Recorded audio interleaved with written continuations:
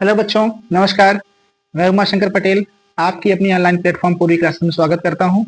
उम्मीद है आप सब जबरदस्त होंगे और अपनी पढ़ाई कंटिन्यू कर रहे होंगे। तो वादे के मुताबिक आपके एलसीएम और एचसीएफ चैप्टर का जो है टॉपिक का पार्ट 2 लेकर मैं उपस्थित हुआ हूं। और आपसे फिर से एक छोटा सा रिक्वेस्ट, यदि चैनल पे नए हैं तो सब्सक्राइब कीजिए, वीडियो पसंद आती है तो लाइक करिए और एक छोटा सा प्यारा सा कमेंट जरूर दीजिएगा।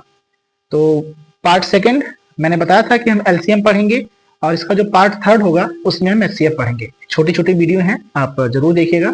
इससे पिछले जो है पहले हमने पार्ट 1 डाला हुआ है, आपको प्लेलिस्ट में मिल जाएगा, उसे जरूर देख लीजिएगा। आइए बिना समय खराब किए आते अपने पॉइंट पे। तो एलसीएम ज्ञात करना, एलसीएम क्या होता है, कैसे होता है, ये मैंने आपको पहले पार्ट में बता रखा है। सेकेंड पार्ट में हम एलसीएम को फाइंड कैसे करेंगे यानी एलसीएम ज्ञात कैसे करेंगे वो चीज सीखने का प्रयास करते हैं। तो सबसे पहले जब हम फैक्टर करते हैं यानी गुणनखंड करते हैं तो हमें दो तरीके पता होते हैं। या तो हम 40 और 50 का अलग अलग से गुणनखंड करें, जैसे इस तरीके से 40 अलग से कट कर लें और 50 अलग से कर लें, या दोनों को एक साथ कर सकते हैं। तो चलिए दो एग्जांपल मैंने लिख रखे हैं, ये अलग अलग करके सीखते हैं, वो एक में करके कट करेंगे। जो आपको पसंद आएगा उसे आप फॉलो कीजिएगा। अगर हम 40 को डिवाइड करें तो 20 टाइम जाएगा ये, फिर 2 से करें 10 टाइम, फिर 2 से करें 5 टाइम और फिर 5 बन जा 5।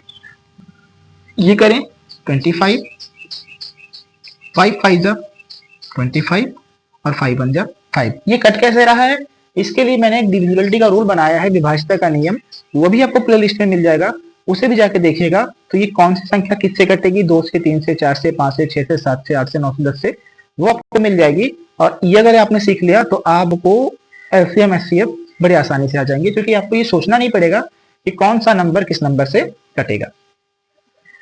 अब ऐसा लिखने के बाद हम इसको एक सीक्वेंस में लिख लेंगे कि 40 का जो फैक्टर है वो भैया 2 था, 2 था, 2 था और 5 था। और यही हम देखें 50 का फैक्टर जो है वो 2 है, 5 है और 5 है।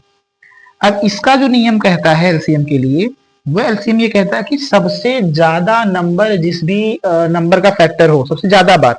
तो हम देखते हैं यहाँ पे 2 जो है वो 3 बार लिखा हुआ है, यहाँ 1 बार लिखा हुआ है, तो हमें इससे कोई मतलब नहीं है। यहाँ 5 1 बार लिखा हुआ है, लेकिन यहाँ 5 2 बार लिखा हुआ है, इससे मतलब है, इससे मतलब नहीं है।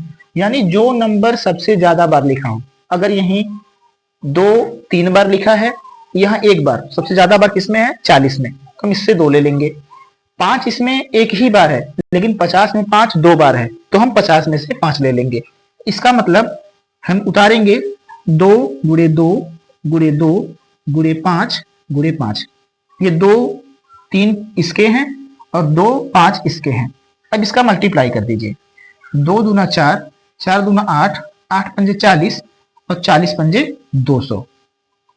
तो ये जो हमारा आंसर आ गया वो आ गया 200, यानी एलसीएम इसका आया 200। अब जो मैंने आपको पहले दिन बताया था पार्ट फर्स्ट में, ये कैसे चेक करेंगे कि हमारा जो एलसीएम वो सही है या फिर गलत है। तो चलिए चेक करके भी देख लेते हैं। 200 आया है, तो यानी जो दी गई संख्या है उससे अगर 200 पूरी तरीके से डिवाइड हो जाए, डिविजिबल हो जाए, कट जाए, तो इसका मतलब हमारा आंसर सही है। तो चलिए अगर हम 40 से भाग देते हैं तो 0 से 0 गया और 4 पचे 20, 5 बार में कट गया। यही फिर अगर हम 200 आपके 50 से डिवाइड करते हैं तो 0 से 0 गया और 5 चौका 20, 4 आ गया। इसका मतलब ये हमारा आंसर एकदम एकदम सही है। ठीक, तो एग्जाम्पल नंबर सेकंड सॉल्व करते हैं। अब एग्जाम्पल नंबर सेकंड को हम दूसरे तरीके से सॉल्व करते हैं, जो आपने शायद पार्ट फर्स्ट में देखा होगा कि इसको हम दोनों एक साथ ही नंबर डिवाइड करें। ये तरीका थोड़ा सा अगर आपको समझ में आ जाए तो बड़ा आसान है, क्योंकि इसमें हम नंबर को उतारेंगे, पता नहीं किसी में कोई नंबर छूट जाए बाय मिस्टेक तो फिर दिक्कत हो जाती है, फिर आंसर कुछ अलग आ जाएगा, फिर आप अपना समय खराब करेंगे, जबकि एग्जाम में समय की वैल्यू काफी ज्यादा होती है। आइए, अब चूंकि मैंने नंबर जानबूझ के ऐसा ले रखा है जो कि थोड़ा सा ओड टाइप का है, जो कि आसानी से कटने वाला नहीं है। तो 13 इसके केवल दो गुणनखंड है, एक तो ये 1 से कटेगा, एक खुद से कटेगा। लेकिन 51 ये 3 से कटेगा। क्यों? क्योंकि आप डिविजिबिलिटी का रूल देखेंगे तो 51 का मतलब 5 + 1 = 6 और 6 3 से कटेगा, तो मतलब ये संख्या 3 से पूरी तरीके से कट जाएगी। तो इसको तो यूं का यूं उतार लेंगे, ये कितनी बार जाएगा, 3 × 3 और 3 × 7 = 21।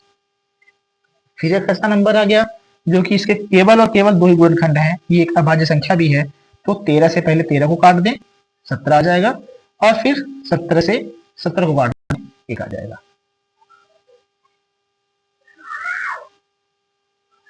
ठीक। अब इसका आंसर कैसे आएगा? इसका आंसर ऐसे आ जाएगा कि आप इसका गुणा इसमें करिए और इसका गुणा इसमें करिए, यानी 3 गुणे 13 गुणे 17। इसका जो आंसर मल्टीप्लाई करने पे आएगा वही हमारा क्या हो जाएगा? आंसर। अब इसका आंसर क्या आएगा? अगर आपने इस सवाल को समझा तो एक पेन कॉपी लेकर के इसको सॉल्व करके मल्टीप्लाई करके इसका आंसर कमेंट बॉक्स में जरूर बताइएगा। तो पार्ट 2 कैसा लगा आपको? शॉर्ट में था, छोटी सी चीजें थी। अब इसके बाद हाँ, एक काम जरूर कीजिएगा, जो आपका आंसर आए उस आंसर में 13 से और